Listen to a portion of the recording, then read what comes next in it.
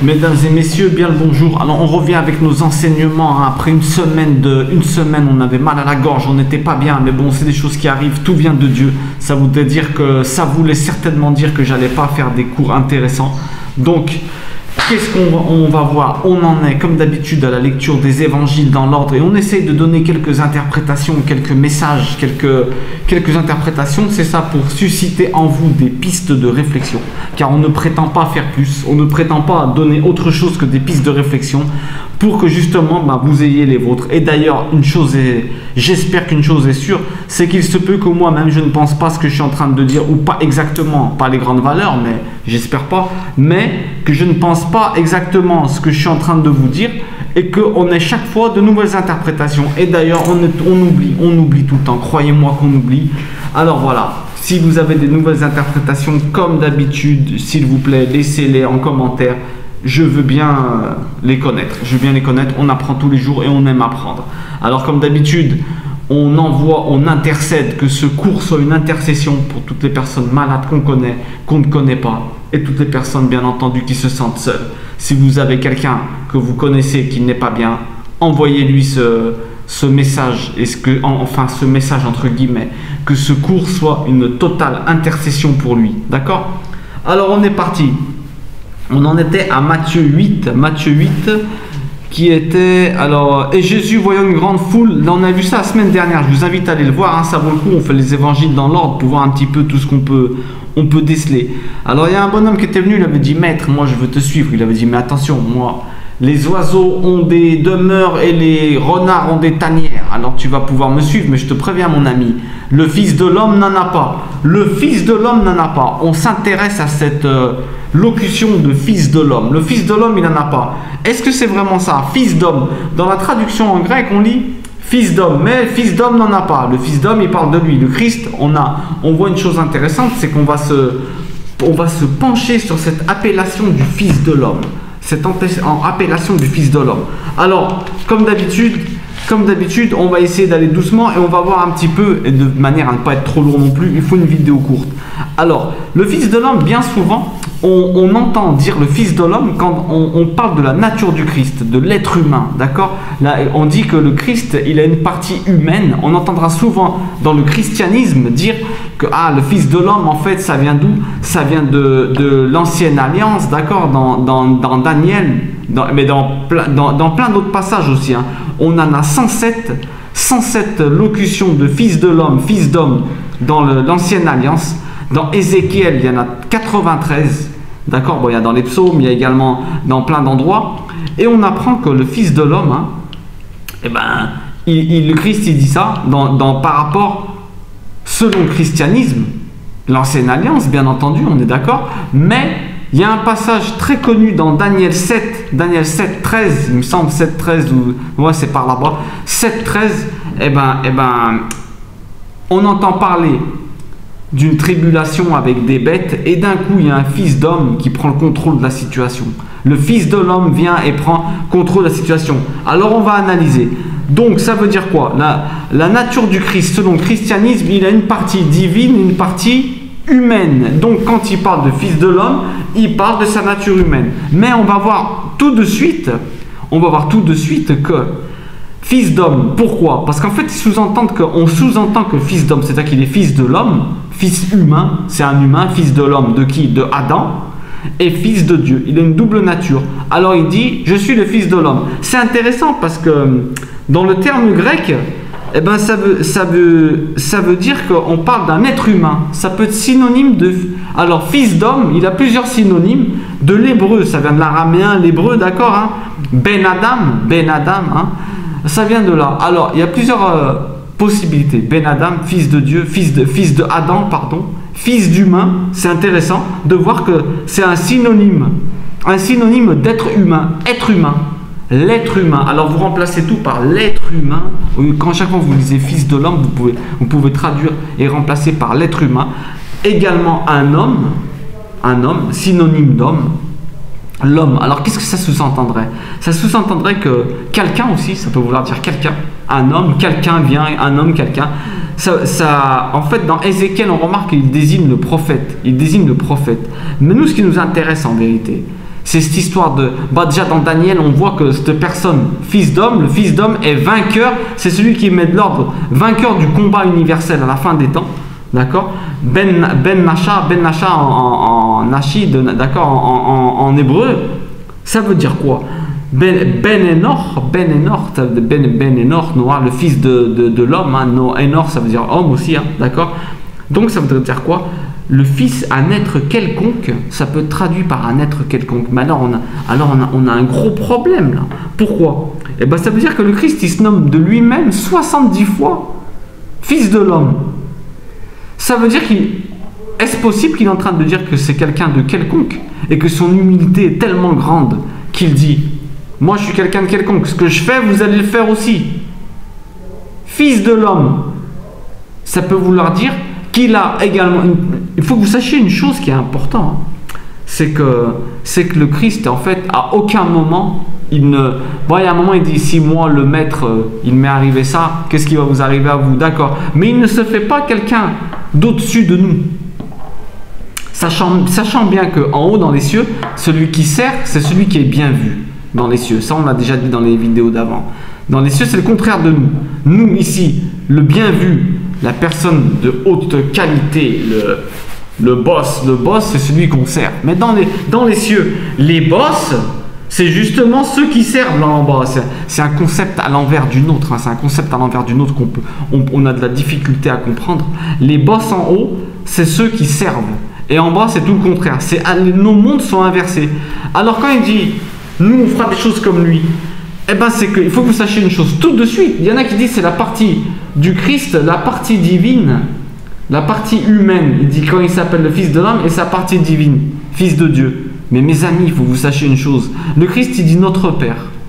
Ça veut dire qu'il se fait ton frère. Ça veut dire qu'il se fait ton frère. Ça veut dire que rendez-vous bien compte d'une chose, vous avez une partie divine en vous. On a tous une partie de Dieu en nous, comme tu as une partie de ton Père, c'est donc logique que tu as une partie de Adam, puisqu'on descend tous de Adam, et c'est donc logique que tu as une partie de Dieu, puisque là, c'est ton intériorité. L'extérieur, la chair et tout ça, bon, entre guillemets, c'est notre partie animale, notre partie de ce monde là, qui vient de notre Père et tout, mais qui vient de Dieu à la base, hein, tout vient de Dieu, hein, d'accord. Mais pour qu'on ait, on ait une manière de se comprendre. Eh ben, ton intériorité, elle te vient de qui? Ton souffle que tu as à l'intérieur de toi, ça vient de Dieu. On a tous une partie divine. Fils de Dieu, fils en hébreu, ben, d'accord, bar en araméen. Eh ben, qu'est-ce que ça veut dire? C'est un groupe d'appartenance. Tu t'assimiles à quelque chose.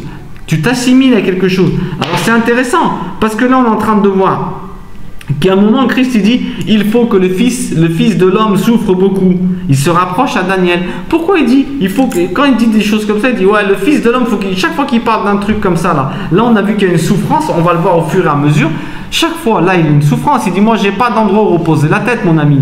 Tu vas me suivre mais le fils de l'homme, attention, tu veux être de ma famille puisque toi. Le Christ, il se fait ton frère, il dit notre Père. Il se fait ton frère, il se fait pas autre chose. Il se fait notre frère. Et il te dit, bon, il dit, si moi, j'ai pas d'endroit où poser la tête, hein, eh ben vous allez être pareil, les amis. Vous êtes mes frères. On est tous des frères là en bas. On est tous enfants de Dieu à la base. Hein. On est tous enfants de Dieu. Mettez-vous bien ça dans votre tête. Ça veut dire qu'ici, il te dit, moi, à un moment, il dit, ouais, il faut que le Fils de l'homme souffre beaucoup. Mais pourquoi il dit ça? Parce qu'en fait, il garde une référence à Daniel. Dans Daniel, tu te rends compte qu'à la fin, c'est lui qui gagne. Il est en train de te dire, les enfants de Dieu, mes amis, des fois, vous allez galérer, vous n'aurez pas de tanière, vous n'aurez pas des endroits où les gens ils vont vous jeter, vont vous prendre pour des dingues.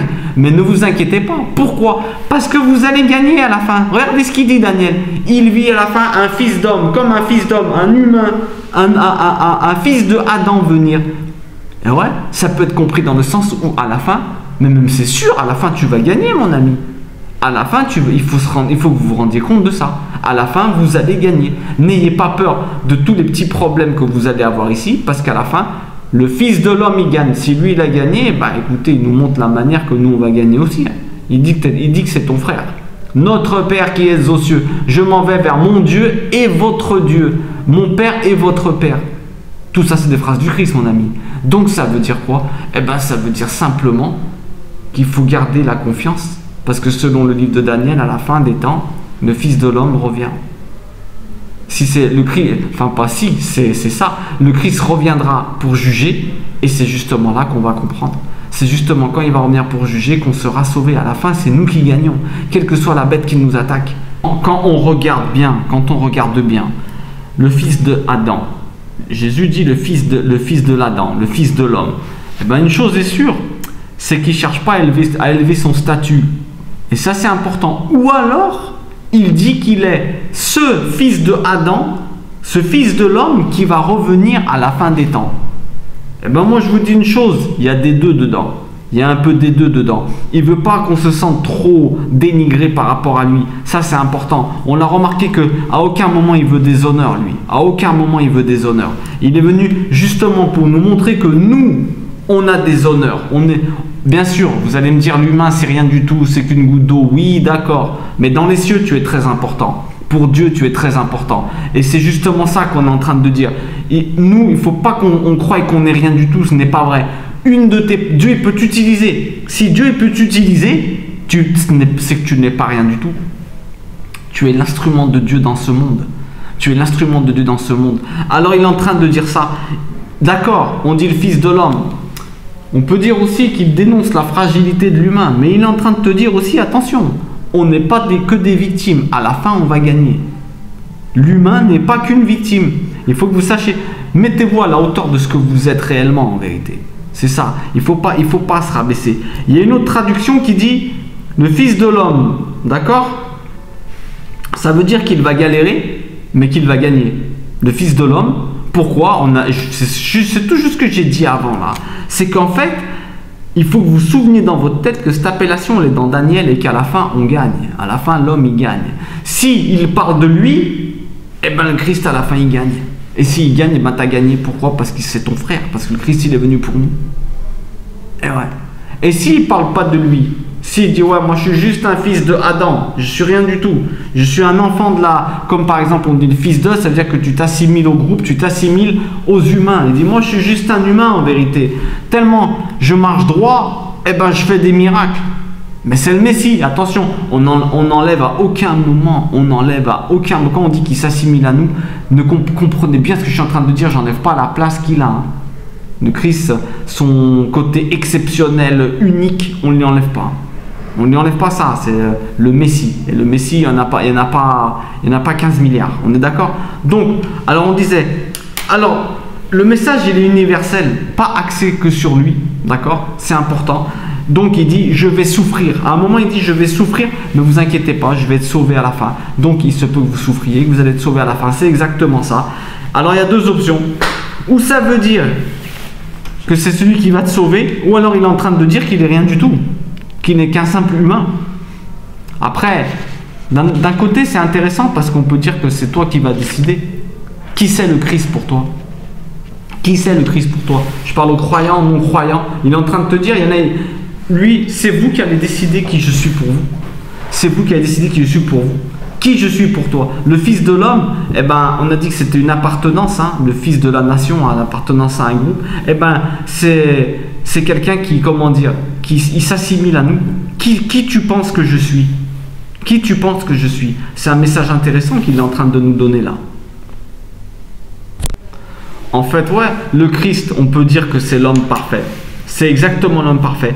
Il agit, fils de l'homme, le fils de Adam. Écoutez, cette interprétation, elle est quand même incroyable aussi. Le fils de Adam, ça veut dire que lui, il est exactement le fils que Dieu avait prévu. Il est, on va dire en vérité, il incarne la réalité que tout humain devait être. C'est vraiment ce que Dieu voulait. Je suis le fils de l'homme. Adam, il est venu, moi je suis son fils. Je suis le vrai fils de l'homme, le vrai fils que Adam aurait dû avoir s'il n'avait pas chuté. C'est le modèle, le modèle parfait, le modèle exemplaire. D'accord? Ça, c'est donc la conception que Dieu avait prévue dans sa tête de ce que devait être l'humain. Je suis le fils de l'homme. Alors, il est en train de nous dire qu'il reviendra et pour toi, ça sera exactement pareil. La mort est une arnaque. La mort est une arnaque. En vérité, c'est juste que tu prends ton... On va dire c'est comme le corps, c'est un bleu de travail. Tu le laisses, mais en vérité, toi, c'est ce qu'il y a dedans. Et ce qu'il y a dedans ne meurt jamais. Ce qu'il y a dedans ne meurt jamais. Ça, c'est quelque chose qu'il faut que vous sachiez. Tout ce qui n'est pas matériel, tout ce qui est matériel est censé mourir. Tout ce qui n'est pas matériel n'a pas de mort. Pourquoi? Parce que le temps dépend de la matière. Donc, ce qui est matériel a une durée de vie. Mais ce qui n'est pas matériel, ton intériorité, mon ami, elle n'est pas soumise au temps. Pourquoi? Parce qu'elle n'est pas matérielle. Albert Einstein, E égale MC2. Le temps existe grâce à la matière. Donc s'il n'y a pas de matière, il n'y a pas de temps. Et quand il n'y a pas de temps, ça peut être assimilé à ce qu'on appelle l'éternité. Donc ton intériorité, comme elle n'est pas matérielle, tu ne peux pas mourir. Tu es dans l'éternité à l'intérieur de toi. Et si tu regardes bien, quand tu fermes les yeux, tu sens ça à l'intérieur de toi. Incroyable mes frères. Fils de l'homme. Alors chacun, alors on revient à la vidéo d'avant pour terminer, il est en train de nous dire, vous n'aurez pas de tanière, vous n'aurez pas d'endroit, car le Fils de l'homme, vous êtes comme moi, vous êtes mes frères, vous allez avoir ça aussi. Si vraiment tu es le frère du Christ, si vraiment tu es également un fils de l'homme, hein, eh bien il t'arrivera peut-être comme lui, mais que Dieu nous en préserve avec le moins de souffrance possible. Donc l'homme, alors attendez, hop, alors mais à la fin tu gagnes, ça on a dit à la fin tu gagnes, le Fils de l'homme revient dans Daniel, à la fin tu gagnes. Alors toi, pour terminer, souvenez-vous bien d'une chose, le Christ se fait notre frère, c'est le Fils de l'homme, nous on est censé être des fils de l'homme, lui c'est le Fils de l'homme parfait qui était dans le projet de Dieu, et lui c'est également le Fils de l'homme dans les visions de Daniel qui est celui qui va venir tout arranger, donc il est les deux à la fois, il est à la fois Fils de l'homme, Adam, et à la fois Fils de Dieu. Eh bien mon ami, comme Jésus se fait notre frère dans tout son dialogue, hein, sa place de Messie elle est à part. Mais lui il dit qu'il n'est pas plus que nous. Et il dit même qu'on fera des choses plus grandes que lui. Donc à partir de maintenant, quand tu entendras le Fils de l'homme, tu peux te dire exactement, en quelque sorte, c'est osé de dire ça, mais je suis un fils d'homme, le fils de Adam, le fils de l'homme, un fils d'humain, un humain. Je représente l'humanité dans ce monde, mais également un fils de Dieu. D'accord? C'est très important de vous dire ça. Vous n'êtes pas rien du tout. Vous êtes la main de Dieu dans ce monde. D'accord? Vous êtes ses enfants, fils de l'homme. Et bien entendu, le Christ, il prend les deux étiquettes. Le Fils de l'homme qui va venir mettre de l'ordre dans tout ce désordre un jour. Et que ce soit le plus vite possible, parce qu'il y a des personnes qui souffrent. D'accord? Même si on sait que Dieu, dans sa grande miséricorde, attend avec compassion la rédemption de beaucoup d'entre nous et le retour de beaucoup d'entre nous, et on a beaucoup de choses à corriger entre nous, mais on est également fils de l'homme comme lui, des enfants de Adam, Béné Adam, Ben Adam, et oui, et donc c'est important qu'on garde ça en nous. Pourquoi? Parce que si jamais tu es la main de Dieu, et si tu ne crois pas que tu es la main de Dieu et que Dieu peut t'utiliser, eh ben, c'est impossible que tu le serves de manière optimale. Pourquoi? Eh ben, parce que tu vas te réduire et tu n'auras aucune envie et tu croiras que dans ta petitesse. Alors que je vous dis la vérité, les problèmes d'un maximum de personnes, moi j'ai un bureau où je reçois des gens, un maximum de personnes, moi je vous dis, les deux problèmes qu'on rencontre le plus souvent, c'est le manque de confiance en soi, qui est dû à quoi? C'est que les personnes ne connaissent pas leurs capacités. Alors moi je vous dis un petit message dans cette vidéo. Est-ce que tu connais vraiment tes capacités, ou tu es en train de rouler en troisième et en vérité tu as 6 vitesses? Est-ce que vraiment tu connais tes capacités? Tu es un fils d'homme, d'accord, le fils de Adam, mais tu es également le fils de Dieu. Et si tu veux être l'enfant de Dieu, tu es celui qui doit agir en fonction de cela. Sinon Dieu ne peut pas t'utiliser. Tu ne peux pas passer dans ta mission et tu ne peux pas accomplir ta mission si tu ne crois pas que tu es quelqu'un et que tu es le frère du Christ. Et ouais, tu dois être un modèle comme lui. C'est à ça qu'on aspire. Que Dieu vous bénisse. J'espère que je vais faire bientôt une vidéo d'ailleurs sur les prénoms en hébreu. Les prénoms en hébreu, la signification. Prénoms en hébreu, leur signification. Pourquoi? Parce qu'on sait que le nom en hébreu, les mots, signifient ce que est la personne. Ton prénom, il t'aide à savoir qui tu es. Il te donne des renseignements à savoir qui tu es. Et oui, il y en a qui croient que le nom, eh ben, en fait, les parents l'ont donné comme ça. Eh ben, c'est faux. À ce moment-là, ils ont une inspiration divine. Et ils ne le savent même pas, même les non-croyants. Pourquoi? Pour qu'ils donnent un nom. Dieu fait en sorte que tu donnes un nom à ton enfant qui te donne des indications sur son caractère et comment il est. Et ouais, il ne va pas t'envoyer un enfant sans te donner d'indications. Donc, on va essayer de voir les noms bibliques déjà.